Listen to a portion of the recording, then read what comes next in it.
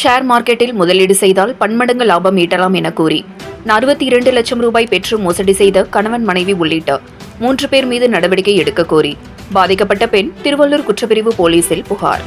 முறையாக விசாரிக்கவில்லை என கூறி நீதிமன்றத்தை நாடி மீண்டும் விசாரித்து நடவடிக்கை எடுக்க நீதிமன்றம் உத்தரவிட்டதால் மீண்டும் வழக்கு பதிவு செய்து விசாரணை.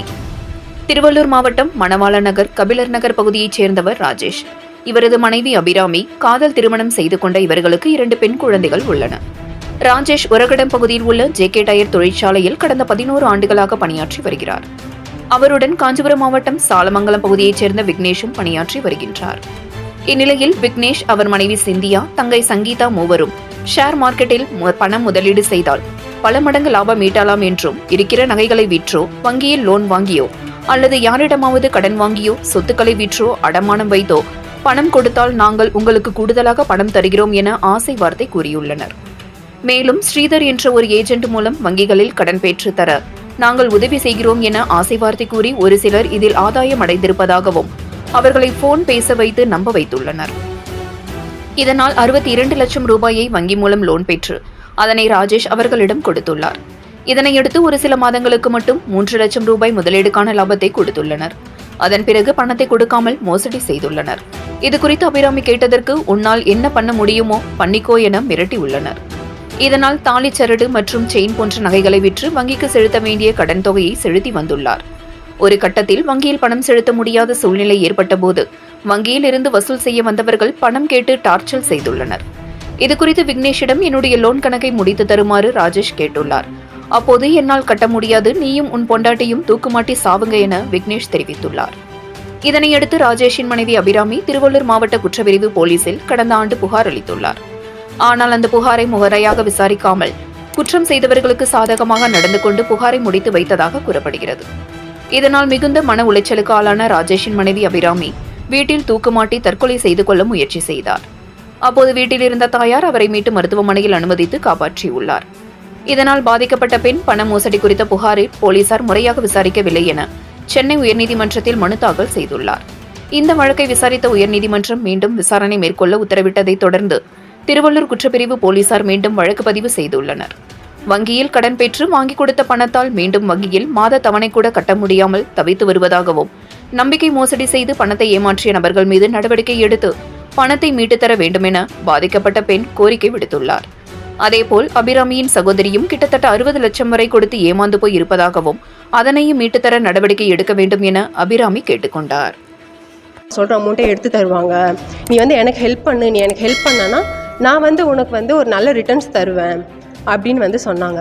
சொன்னதின் பேரில் கம்பெனிலே என் வீட்டுக்கார்கிட்ட பேன் அண்ட் ஆதார் ரெண்டுமே அவங்க ஃபோட்டோ எடுத்துக்கிட்டு அந்த ஸ்ரீதர் என்ற ஏஜென்ட் அன்றைக்கி நைட்டே கால் வருது. 1 o'clock அவர் வீட்டுக்கு வராரு, கால் வருது. இந்த மாதிரி விக்னேஷ் சொன்னார் உங்களுக்கு எடுத்து தர சொல்லி அப்படின்னு சொல்லிட்டு, நாங்கள் நிறைய பேருக்கு பண்ணியிருக்கோம், நீங்களும் நிறைய பயனடைவீங்க. ஒரு 10-15 பேர் இது வரைக்கும் பேசியிருக்காங்க, ஃபோன் மூலமாக பேசியிருக்காங்க, வீட்டுக்கே பேசியிருக்காங்க. சிந்தியா, விக்னேஷ், சங்கீதா வீட்டுக்கு ஒரு 10-15 பேருக்கு ஃபோன் பண்ணி கொடுத்து இந்த மாதிரி இவங்கெல்லாம் லாபம் அடைஞ்சிருக்காங்க அப்படின்னு சொல்லிட்டு சொன்னதால் தான் சரி ஓகே அப்படின்னு சொல்லிட்டு நாங்கள் ஹோம் லோன் எடுக்காமல் அவங்க சொன்னதின் பேரில் அவங்களுக்கு லோன் எடுத்து கொடுத்து இன்றைக்கி 62 லட்சம் ஸ்ரீதர் மூலமாக நாங்கள் லோன் எடுத்து அவங்களுக்கு வரும் அப்படின்னு சொல்லிட்டு காலையில் எங்களுக்கு ஃபோன் வந்துடும். ஈவினிங் அவங்க கம்பெனியில் 2 பேரும் ஒன்றா வேலை செய்கிறப்போ டிரான்சாக்ஷன் பண்ணிப்பாங்க. கிட்டத்தட்ட 11 பேங்க்கில் லோன் எடுத்திருக்கோம். அந்த லோன் திருப்பி அந்த இஎம்ஐ கட்டுறதுக்கு நாங்கள் காசு கேட்டோம். ஃபஸ்ட்டு கேட்டப்போ அவங்க இல்லை அப்படி, நாங்கள் காசு வாங்கினதும் 62 லட்சம் அவங்க டிரான்சாக்ஷன் பண்ணிக்கிட்டதும் நாங்கள் இஎம்ஐ காசு கட்டலையே, நீங்கள் ஏன் கட்டலை, நீங்கள் தானே கேட்டிங்க அப்படின்னு சொல்லிட்டு நாங்கள் கேட்டப்போ அவங்க என்ன சொன்னாங்க, தர முடியாது, உன்னால் என்ன பண்ண முடியுமோ பண்ணிக்கோ அப்படின்னாங்க. நான் என்னுடைய சரடு, வீட்டில் இருந்த ஜுவல்ஸ் அதெல்லாமே விற்று கொஞ்சம் இஎம்ஐ கட்டினேன். சரிங்களா. அதுக்கப்புறம் என்னால் கட்ட முடியல. எனக்கு 2 பெண் குழந்தைங்கள் இருக்காங்க. கட்ட முடியாத காரணத்தினால நான் அதை அப்படியே ஸ்டாப் பண்ணிட்டேன். சரி ஓகே, பேங்க் சைட்லேருந்து என்ன ப்ராப்ளம் வந்தாலும் நம்ம ஃபேஸ் பண்ணிக்கலாம் அப்படின்னு சொல்லிட்டு ஸ்டாப் பண்ணிட்டேன். அடுத்து பேங்க்லேருந்து வீட்டுக்கு வர ஆரம்பித்து எவ்வளோ அசிங்கமாக பேச முடியுமோ, அவமானப்படுத்த முடியுமோ எல்லாமே நடந்தது. இதை எடுத்துகிட்டு போயிட்டு விக்கி கிட்ட என் வீட்டுக்கார் சொன்னார், பேங்க்லேருந்து ரொம்ப ப்ராப்ளம் பண்ணுறாங்க விக்கி அண்ணா, நீங்கள் ஏதாவது அமௌண்ட் போட்டு விட்டுருங்க, இல்லைன்னா என்னுடைய லோன் அப்படியே க்ளோஸ் பண்ணி கொடுத்துருங்க. அவங்க சொன்னதே இதுதான், உங்களுக்கு வேணாம், எங்கள் மேலே நம்பிக்கை இல்லைன்னு தோன்ற பட்சத்தில் நீங்கள் வந்து சொல்லுங்கள், உங்களுக்கு வந்து அந்த லோன் அப்படியே நாங்கள் வந்து க்ளோஸ் பண்ணி கொடுத்துட்றோம், ஜிஎஸ்டி ஃபோக்ளோஷர்ஸோடு சேர்த்து க்ளோஸ் பண்ணி தந்துடுறோன்னு அவங்க தான் சொன்னாங்க. அந்த நம்பிக்கையின் அடிப்படையில் தான் சரி ஓகேன்னு சொல்லிவிட்டு என் வீட்டுக்காரர் நம்பி லோன் எடுத்து கொடுத்தது.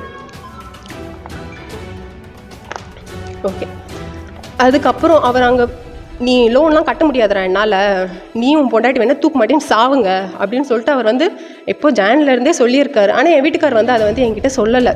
நான் வந்து ஏதாவது மனசு கஷ்டப்பட போகிறோன்னு அவர் சொல்லலை. இந்த பிரச்சனை இப்படியே சார்ட் அவுட் ஆகாது அப்படின்னு சொல்லிட்டு நாங்கள் வந்து எஸ்பி ஆஃபீஸில் போயிட்டு கம்ப்ளைண்ட் கொடுத்தோம். சிசிபி டிசிபிக்கு போச்சு. போன பிறகு அவங்க வந்து கொஞ்ச நாள் வந்து விசாரணை போச்சு. ஒரு 3 டிஎஸ்பி மாறினாங்க. 3 டிஎஸ்பியும் ஃபஸ்ட்லேருந்துன்னு சொல்லிட்டு விசாரித்து கடைசியில் எங்களுக்கு என்ன பண்ணிட்டாங்கன்னா க்ளோஷர் ரிப்போர்ட் கொடுத்துட்டாங்க. சிவில் வழக்குன்னு சொல்லிட்டு க்ளோஸ் பண்ணிட்டாங்க. அதுக்கப்புறமா வந்து திருப்பியும் அவர் போய் கேட்டிருக்காரு. ஏப்ரல் 10ஆம் தேதி 9ஆம் தேதி அவர் போய் பேசியிருக்காரு. நான் உன்னை கடைசியாக கேட்குறேண்ணே, நீ கேட்டதன் பேரில் தான் நான் கொடுத்தேன், தயவு செஞ்சு கொடுத்துருங்கன்னா. அப்போ அவர் சொல்லியிருக்காரு, நீயும் பொண்டாட்டி தூக்கு மாட்டேன்னு சாவுங்க, செத்திங்கன்னா நான் வந்து உங்கள் காசை வந்து அடைச்சி தந்துடுறேன் அப்படின்னு சொல்லிட்டு சொல்லவே இவர் ஏப்ரல் 9ஆம் தேதி நைட்டு வந்து சொன்னார் என்கிட்ட, இந்த மாதிரி சொன்னாங்க, விக்கி சிந்தியாவும் இந்த மாதிரி சொன்னாங்க, நம்ம என்ன பண்ணுறது, நம்ம அவ்வளோதான் கடங்காரன் ஆகிட்டோம் அப்படின்னு சொல்லிட்டு இவர் சொல்லி அளவே என்னால் வந்து அதை ஏற்றுக்க முடியல. ஒரு 2 நாள் வந்து எனக்கு கஷ்டமாக இருந்தது. 3ஆவது நாள் சரி ஓகே, நம்ம வந்து இதுக்கு மேலே இருக்கக்கூடாது, நம்ம செத்து போனால் அவங்க தரேன்னு சொல்லிட்டாங்க இல்லைங்களா, ஆனால் நம்ம செத்துடலாம் அப்படின்னு சொல்லிட்டு இவர் வேலைக்கு அனுப்பிட்டு நான் வந்து சூசைட் அட்டன் பண்ணிட்டேன். அப்புறம் அம்மா தான் வந்து என்னை காப்பாற்றி திருவள்ளூர் ஜிஹெச்சில் எடுத்துன்னு போயிட்டு அட்மிட் பண்ணி காப்பாற்றிட்டாங்க. என்ன அட்மிட் பண்ணி காப்பாற்றினதும் நீதிபதி வந்தார். வந்து டையிங் டிக்ளரேஷன் எடுத்தார். அவர் ஒரு 4 மணி நேரம் டையிங் டிக்ளரேஷன் எடுத்துகிட்டு அதுக்கப்புறம் சிஎஸ்ஆர் பதிச்சாங்க. B5 மணாநகர் போலீஸ் ஸ்டேஷனில் சிஎஸ்ஆர் பதிச்சாங்க. அந்த சிஎஸ்ஆரையுமே வந்து கடைசியில் வந்து இந்த சிவில் வழக்கு அப்படின்னு சொல்லிட்டு சிசிபியில் க்ளோஸ் பண்ணாங்க பார்த்தீங்களா, அதையுமே வந்து இந்த டையிங் டிக்ளரேஷன் வச்சு க்ளோஸ் பண்ணிட்டாங்க. இதில் உண்மைத்தன்மை இல்லை அப்படின்னு சொல்லிட்டு அவங்க க்ளோஸ் பண்ணிட்டாங்க. ஆனால் நான் மனவேதனை அடைஞ்சு என் குழந்தைக்கு ஒரு பால் கூட வாங்கி ஊற்ற முடியாத நிலமையில தான் நான் வந்து அந்த முடிவையே எடுத்தேன்.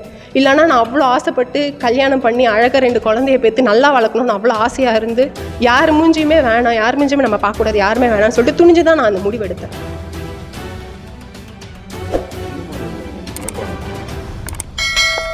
விக்கி சிந்தியாவை கேட்குறீங்களா சார்?